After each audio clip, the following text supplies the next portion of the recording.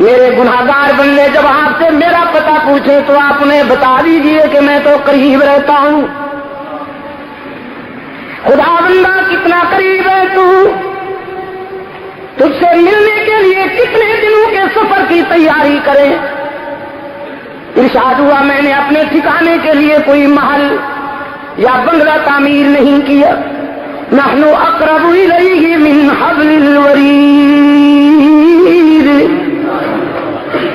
میں تو وسط قلب میں رہتا ہوں تمہارے رگ حیات سے بھی زیادہ قریب. دل کے آئینے میں ہے تصویر یار جب ذرا گردن جھکائی دیکھ لی. جب اتنا قریب ہوں ادعونی استجب لکم تو مجھے ہی پکارا کرو. میں تمہاری دعا و پکار کو سننے کے لیے ہر وقت تیار ہوں. مگر خدا بندہ کس منہ سے تیرے در پہ آئے. ہم تو اتنے شرمندہ ہیں کہ حیات ہی ہے تیرے در پہ آتے ہوئے. دامن میں ایک بھی نیکی نہیں, ایک بھی سجدہ نہیں. ساری زندگی نافرمانی میں گزار دی. نام ہے اعمال خالی ہے. کتنے پیار سے فرمایا اپنے پیغمبر سے, فرمایا نبی عبادی انی انا الغفور الرحیم. میرے بندوں کو بتا دیجیے اگر تمہارے گناہ بہت ہیں تو میری رحمت کا بھی کوئی ٹھکانہ نہیں. من یعمل سوءا او یظلم نفسہ, جس نے زندگی کے سفر میں بہت ٹھوکریں کھائی ہوں, جس نے بہت گناہ کیے ہوں, جس کے نامہ اعمال میں کوئی نیکی نہ ہو, لیکن جب شرمندہ ہو کر میرے در پہ آئے گا تو مجھے غضبناک نہیں پائے گا, مہربان پائے گا.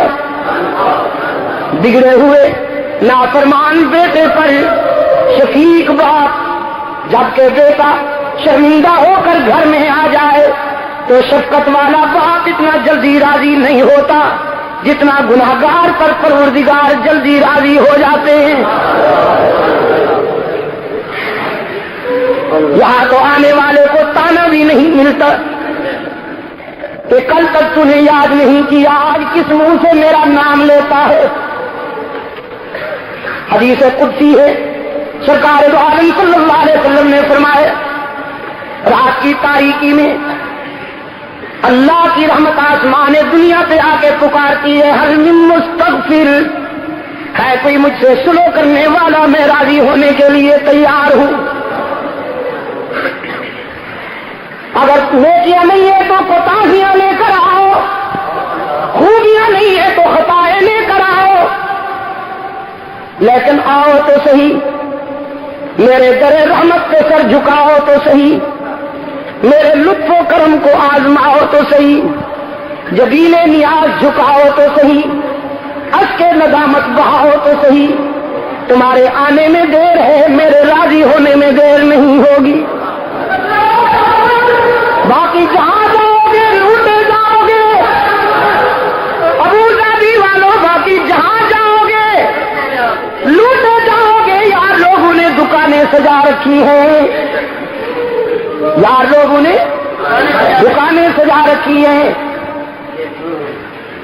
آستانے بنا رکھے ہیں, بڑی بڑی قبروں پہ چادریں سجا رکھی ہیں, زلفیں بڑھا رکھی ہیں, اور ہرے پیلے پگڑ باندھ رکھے ہیں, باپو بن کے بیٹھے, اور کہتے کیا ہے کچھ لے کے آؤ گے تو کچھ لے کے جاؤ گے, خالی ہاتھ آؤ گے تو.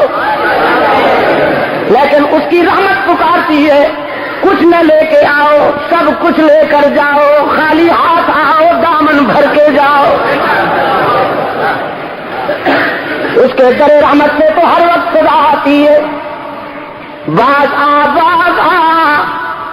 ہر آنچ ہستی باز آ, گھر کا فیرو گبرو بت پرستی باز آ. درگہ نومیدی صد بار اگر تو شکستی باز آ,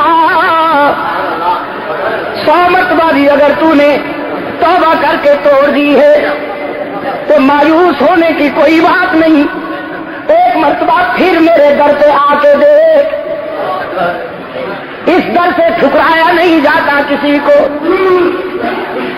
بابا سعدی رحمت اللہ علیہ نے ایک شخص کا واقعہ لکھا ہے.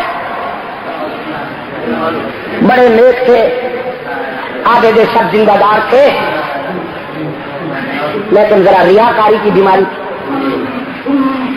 نمازیں تو بہت پڑھتے تھے, ساری رات عبادت کرتے تھے, لیکن صبح لوگوں سے کہتے تھے ہاں بس ذرا تھک گیا ہوں, ماشاء اللہ ساری رات نفلیں پڑھتا رہا ہوں.